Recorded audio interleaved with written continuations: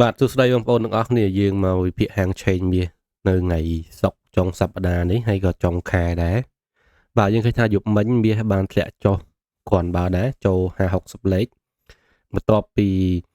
មានការកាត់បន្ថយត្រាការប្រាក់ហើយនឹងការឡើងថ្លៃសន្ទរកថារបស់លោក Powell ផងដែរបាទអ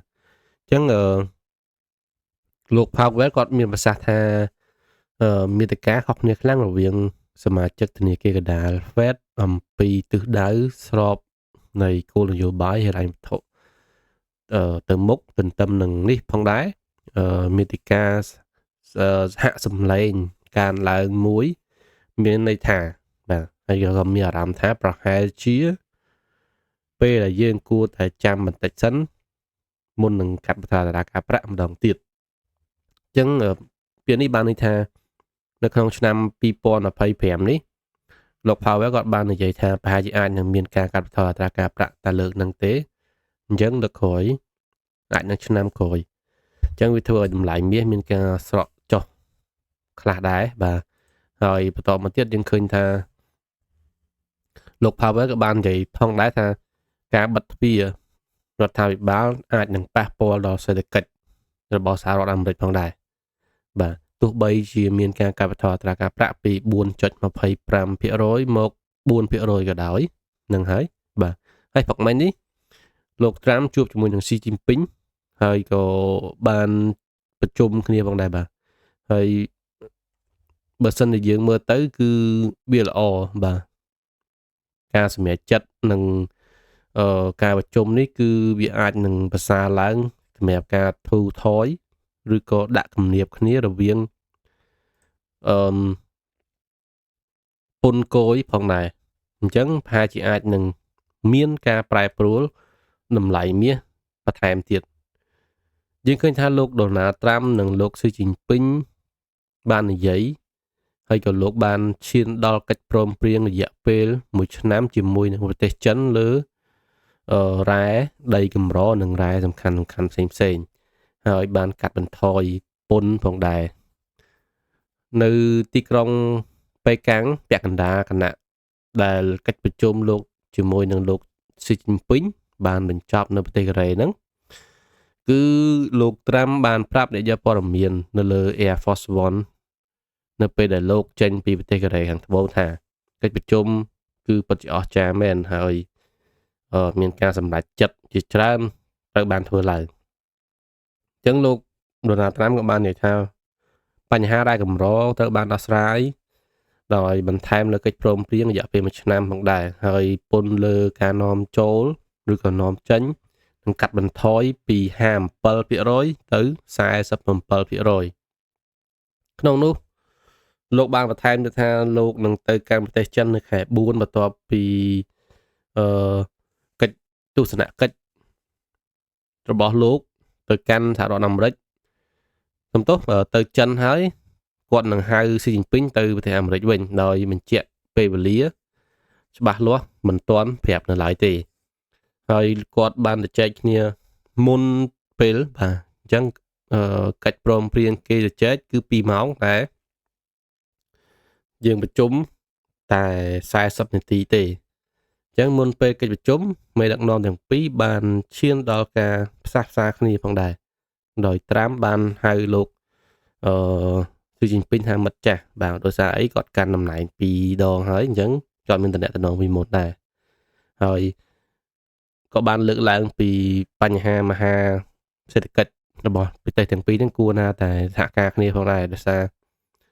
សិតតែជាប្រទេសមហាសេដ្ឋកិច្ចខ្លាំងដូចគ្នាអញ្ចឹងគួរណាតែទៅចែកគ្នាដើម្បីរកផលចំណេញទាំងអស់គ្នាណាកុំដាក់ពន្ធឬក៏ឌឺដងដាក់គំនាបគ្នាទៅវិញទៅមកគិតថាអ្នកណាខ្លាំងជាងអ្នកណាបាទហើយយើងឃើញថាអឺការប្រជុំនេះអាចនឹងធ្វើឲ្យតម្លៃមាសមានការប្រែប្រួលច្រើនបាទអញ្ចឹងមើលទៅមាសអាចនឹងនៅ sideways នៅកម្ដុំនឹងសិនឬក៏នៅចាំព័ត៌មានអីផ្សេងទៀតដោយសារតែ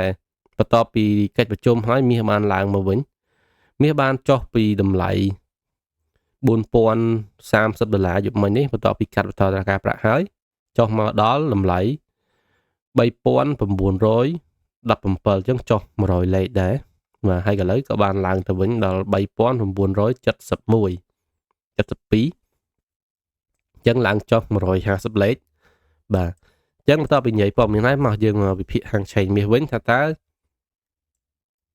តម្លៃណាយើងអាចទិញបានហើយនឹងលក់បាននៅក្នុងថ្ងៃនេះបាទសម្រាប់យើងមើលបកគោលមួយថ្ងៃសិនតើសម្រាប់បកគោលមួយថ្ងៃយើងឃើញថាតម្លៃមាសម្សិលមិញបានធ្លាក់ចុះមកគឺក្រហមតែតបន្ទាប់មកឥឡូវនេះគឺវាឡើងមកបៃតងវិញហើយអញ្ចឹងយើងចាំមើលថាថ្ងៃនេះបកគោលមួយថ្ងៃរបស់មាសអាចនឹងបិទពណ៌ក្រហមទេបិទពណ៌ក្រហមអាចបញ្ជាក់ពីសញ្ញាដែលវាអាចកើនឡើងទៅវិញល្អជាងនៅដើមអាទិត្យបាទហើយដើមអាទិត្យដល់វាចុះមកល្មមយើងអាចទិញបានហើយបាទអានេះសម្រាប់ការវិភាគខ្ញុំមើលឃើញកន្លែងនឹងមួយណាបាទហើយសម្រាប់4ម៉ោងខ្ញុំគូ support resistance 2នេះគឺតម្លៃដែលអាចទិញលក់បានរយៈពេលវែងឬក៏position trade បានន័យថាយើងអាចចូលពី20ទៅ30លេខអីបានបាទបើនៅកណ្ដាលនេះបងប្អូនអាច scalping បានអញ្ចឹងតំបន់ដែលយើងអាចទិញបានគឺ3919និង3878ព្រមដល់ហ្នឹងបងប្អូនអាចទិញបានណាបាទបើលក់4011ហើយនឹង4057ឬក៏58តម្លៃនេះសម្រាប់យើងទិញលក់មួយថ្ងៃណាបាទបើសិនវាឡើងមកដល់នេះបងប្អូនអាចលក់ sell ខ្លីៗសិនទៅយក20លេខចាំយើងមើលសិនវាចុះមកទៀតចាំយើងទិញឡើងទៅវិញបាទហើយទំនោរមាសប្រហែលជាវាអាចនឹងស្នាយវេម្ដុំនឹងឯងវាអត់តាណាទេមករយៈពេលនេះដល់តែដើមខែអាទិត្យក្រោយប្រហែលជាវានឹងអាចមានការប្រែប្រួលអីសំខាន់យើងចាំមើលព័ត៌មានថាវាមានព័ត៌មានអីដែលធ្វើឲ្យមាសមានការកើនឡើងទៀតយើងឃើញថា stock market គឺនៅនឹងថឹងបាទយើងចុះខ្លះឡើងខ្លះដូចមាសដែរទេតែសម្រាប់ Bitcoin បាទ Bitcoin បានធ្លាក់ចុះមកវិញខ្លះបន្ទាប់ពីយប់មិញបានឡើងទៅឥឡូវបានចុះមកវិញអញ្ចឹងយើងចាំមើលថាម៉េចហើយបើលុយដុល្លារយប់មិញបានផាំឡើងខ្លាំងបន្ទាប់ពីប្រជុំហើយគឺវាបានស្រកចុះមកវិញអញ្ចឹងចាំមើលថាវាមានការប្រែប្រួលមួយទៀតតែសម្រាប់តម្លៃមាសបងប្អូនអាចរងចាំបន្តិចដើម្បីទិញល្អបាទអត់ចង់ឲ្យបងប្អូនលក់ណាទោះបីឥឡូវវាមើលទៅអាចនឹងបដូរ trend ដែរអានេះទី1អាចបដូរ trend ពី up trend មក down trend ដែរតែវាមិនទាន់ confirm ឲ្យច្បាស់ 100% ថាវាបដូរនោះទេហើយបដូរក៏វានៅរងចាំព័ត៌មានដែរអញ្ចឹងបើវាសិនជាបើសិនជាបដូរ trend មែនម្ដុំនេះឬក៏ឡើងមកលើនេះបន្តិចយើងអាចទិញលក់បានយល់អាចលក់បានតែយើងចាំមើលសិនណាហើយវា break កន្លែងនេះហើយដាច់អស់សិនម្ដុំហ្នឹងបាទព្រោះម្ដុំនេះវានៅអាចនឹង retest ច្រើនជាងឬក៏ fake out សម្រាប់រយៈពេលធំมันវាបន្តឡើងទៅលើដើម្បីយក all time high ម្ដងទៀតតែសម្រាប់បងប្អូនដែលគាត់ទិញលក់មាសនៅខាងក្រៅក៏គាត់បាច់បារម្ភអីដែរបើយើងទិញទុកហើយអត់ត្រូវការលុយបាច់លក់ទេហើយថ្ងៃនេះយើងមានព័ត៌មានសម្រាប់ម៉ោង7កន្លះគឺមាន Core PCE ហើយនិង GDP បាទ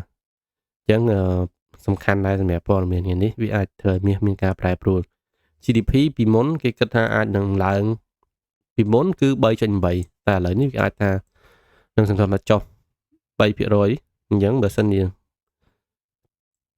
ឡើងបាទ 3.3 ឬក៏ 3.2 អីតម្លៃដុល្លារអាចនឹងមានការថយចុះថែមមាសអាចនឹងកើនឡើងអញ្ចឹងយើងចាំមើលម៉ោង7កន្លះហ្នឹងមើលតើវាមានអីប្រែប្រួលទៀតហើយនឹងដូចជាអស់ហើយមានតែលោកបើមិន speak ផងដែរលោកបើមិនក៏ឡើងថ្លែងសន្និរដ្ឋានៅម៉ោង 10:55 នាទីបាទអញ្ចឹងដូចជាអស់ហើយអត់មានអីទៀតទេសម្រាប់ព័ត៌មានបាទតើយើងមកមើល scalping សម្រាប់បងប្អូនដែលគាត់ចង់ទិញលក់ខ្លីៗទិញលក់ខ្លីៗបងប្អូនគឺញ៉ៃតិចអញ្ចឹង ខ្ញុំទៅលុបចោលសិនសម្រាប់បងប្អូនទិញលក់ខ្លីៗ scalping ឥឡូវនេះយើងមើលឃើញថាវាបាន break ទៅខាងនេះហើយអញ្ចឹងវាបាន break ខាងលើនេះចាំមើលវា check អស់ corrector ហើយបើសិនជា57អីមកចាំយើងទិញបាទនេះយើងមើល time frame ទូចណាបាទឥឡូវវាបាន break of structure ចាំមើលវា check អស់ corrector ហើយចាំយើងទិញអានេះសម្រាប់ទិញបើបងប្អូនលក់ចាំមើលអាចលក់នៅតំបន់នេះឬក៏លើនឹងតិចទៅបាទហើយបើទិញចាំមើលឲ្យវាចុះមកត្រឹមប៉ុណ្នេះអីបាទវាព្រួយវាឡើងទៅខ្លាំងដែរចាំទិញម្ដុំនេះគឺ57អីហ្នឹងទៅបាទអញ្ចឹងសម្រាប់បងប្អូនដែលមានចម្ងល់ឬក៏ចង់សួរនាំអីបងប្អូនអាចឆាតតាម page ឬក៏ Telegram បានបង្កើត account ឬក៏យ៉ាងម៉េចអញ្ចឹងព្រោះដើមខែមាសអាចប្រែប្រួលច្រើនតែអញ្ចឹងបងប្អូនច្បាមយកឱកាសឲ្យបានណាដើម្បីយកផលចំណេញពីមាសអញ្ចឹងខ្ញុំមានតែប៉ុណ្្នឹងអរគុណបងប្អូនទាំងអស់គ្នា